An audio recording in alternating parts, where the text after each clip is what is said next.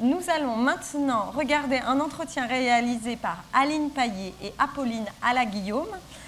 C'est une rencontre qu'elles ont faite avec Jean-Pierre Siméon sur la place de la Poésie au théâtre. On regarde et on en parle tout de suite après avec notre invité Bruno Bizarro.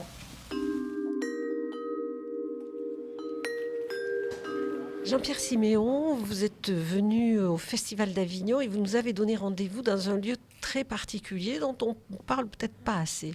Ah oui, c'est pour moi un beau symbole. C'est la Maison de la Poésie, le Centre européen de poésie au cœur d'Avignon, au cœur de la vieille ville d'Avignon. Et ça veut dire beaucoup pour moi de vous inviter là, parce que je sais que, comme tout le monde, que la poésie a été au cœur de la naissance d'Avignon, mais on l'a beaucoup oublié. Et je voulais le rappeler. Ici, il y a le cœur battant du festival, c'est cette maison de la poésie. On oublie trop le diapason de la poésie, et je pense, vous savez que j'ai un point de vue qui est un peu radical là-dessus, je pense que, quelle que soit l'immensité des talents qui se déploient sur les scènes de théâtre, dans le spectacle vivant, ce qui caractérise les dernières décennies, c'est une perte progressive de ce diapason de la poésie, c'est-à-dire de la langue pleine, de la langue métaphorique, rythmée, dense au théâtre, souvent concurrencée par des effets, la techné qui aujourd'hui nous séduit tellement, c'est-à-dire les effets de spectaculaires, d'images, de surprises formelles, etc. Bien sûr, le théâtre, c'est du spectacle, donc il faut de la surprise formelle, il faut de l'invention sur le plateau, dans le corps et dans l'image. Mais au cœur de tout ça, qui le justifie, on doit entendre toujours la langue des poètes. Si on pose la question comment le poème arrive sur le plateau, là c'est compliqué. Effectivement, j'avais écrit un petit livre, Lettres d'un poète à des comédiens, sur cette question. La question, elle est qu'il faut, la plupart du temps, trouver les moyens de laisser agir le poème en lui-même. Le poème a une telle présence déjà dans la langue et demande un tel effort, je le dis, une telle mobilisation du spectateur-auditeur pour le partager, pour entrer dans son arrière-plan, qu'il faut éviter de le concurrencer avec d'autres propositions, parce qu'à ce moment-là, on a surimposition de signes, on a une confusion extrême et le poème passe à l'as. Eh bien, le comédien est celui qui peut nous restituer notre langue dans tous ses états, aussi bien porteuse d'argot, d'accent et de son histoire, nous la restituer dans son déploiement, dans la jouissance, vous savez, du muet, dans la jouissance de la beauté étrange des mots. Mais si je peux me permettre, puisqu'on parle à des gens qui vont au off, cherchez dans le off des spectacles qui vous dérangeront, au sens qui vous sortent du rang, qui vous déconcerteront et qui vous rendront ce que vous n'avez plus, c'est-à-dire la parole des poètes, quoi. Bruno Bizarro, bonjour. Bonjour. Alors, vous jouez une lecture. Je dis bien jouer parce que c'est un travail de comédien que vous faites malgré que vous ayez le texte avec vous. C'est un vrai jeu d'acteur. C'est une lecture d'un poème de Yves Navarre, le poème de Mogador. C'est un soir sur deux au Centre européen de la poésie. On peut voir dans le sujet, Jean-Pierre Siméon, il nous parle de chercher un spectacle qui nous dérange, qui ne soit pas notre premier choix de cœur. Et j'avoue que c'est ce que j'ai fait en venant vous voir, parce que j'ai peur d'aller voir de la poésie au théâtre. C'est quelque chose qui, en général, me déplaît. Et je suis venue, et vous m'avez plu, le texte est magnifique.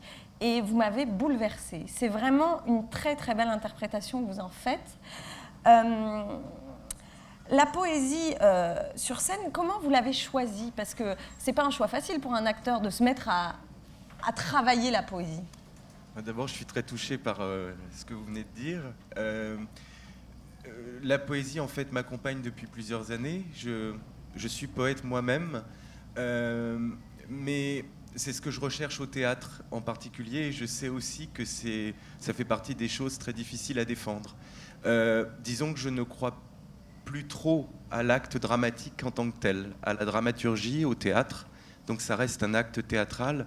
Je crois beaucoup à l'acte, un peu à une mystique, à la thaumaturgie peut-être. C'est quoi ça? C'est le pouvoir peut-être de réaliser des miracles, et je crois, je renoue avec cette idée que le théâtre peut changer le monde, et qu'à un moment donné, il a bien fallu s'échapper de tout ce qui était dramaturgie, d'aller vers quelque chose d'épique, et que je défends en fait une idée de théâtre-poésie, pas de théâtre poétique, mais donc ça m'excite beaucoup en tant que comédien de le faire, et je comprends aussi beaucoup la difficulté qu'on a d'aller vers ce type de spectacle, parce que c'est plus complexe. Ouais. C'est plus complexe, et puis aussi on associe plusieurs choses. Il y a aussi une grande posture. Je comprends aussi quand il y a la posture des littérateurs autant que des littéraires et des poètes, et c'est peut-être ça qui fait peur. La peur de se faire chier, tout simplement. Eh ben, on ne se fait pas chier, je vous rassure. Et en plus, on découvre un poète que moi, je ne connaissais pas personnellement, qui s'appelle Yves Navarre. Comment on rencontre un auteur comme ça? Enfin, on rencontre son œuvre, en tout cas. En fait, c'est une connaissance d'Yves Navarre qui m'a proposé de dire ce texte pour les 20 ans de la disparition d'Yves Navarre.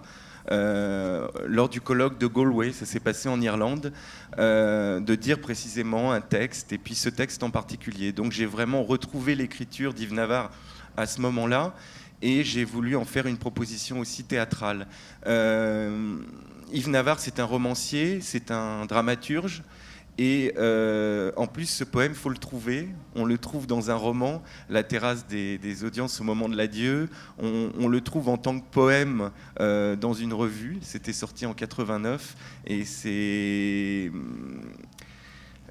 il se définit lui-même avant tout comme un poète, avant d'être un dramaturge, avant d'être un romancier. Voilà. Avant de lire le poème, vous interprétez une intervention qu'il a faite avant de lui-même lire son propre poème. Oui, une conférence. Du coup, ça nous remet aussi dans le contexte de l'homme et comment il était.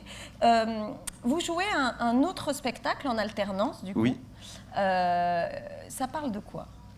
L'autre spectacle est, en 2 mots, c'est l'histoire d'une interdiction. Je devais jouer Qui je suis de Pasolini. J'ai eu une interdiction de la SACD au dernier moment, au moment de l'ouverture du festival, et j'ai voulu quand même, à ma manière, rendre hommage à Pasolini, puisque une partie de ma famille habite en Italie, dans le Frioul, non loin en fait du village où est enterré Pasolini et sa mère. Et c'est parti de cette idée-là, et donc c'est un chemin autour de poèmes aussi dramatiques, là pour le coup, où il y a de l'action dramatique, autour de chansons, et la plupart des trucs composés dans le Frioul, en tout cas de Pasolini. Donc c'est un peu le point de départ. Je ne sais pas si c'est le point d'arrivée, mais voilà, une forme en tout cas de spectacle qui rejoint aussi Navarre, c'est-à-dire cette idée de s'extraire un peu de la dramaturgie, puis renouer aussi peut-être avec un théâtre qui nous change aussi quelquefois, pas seulement comme une idée générale, mais tout de suite, dans quelque chose d'immédiat, de faire ce pari-là, voilà. Et qui nous prend au cœur et aux tripes. On va rappeler donc qu'on peut vous retrouver tous les soirs au Centre européen de la poésie, à 22h. Les jours pairs, c'est avec Navarre. Les jours impairs avec c'est qui je suis. Et je vous le recommande vivement. Merci beaucoup. Merci.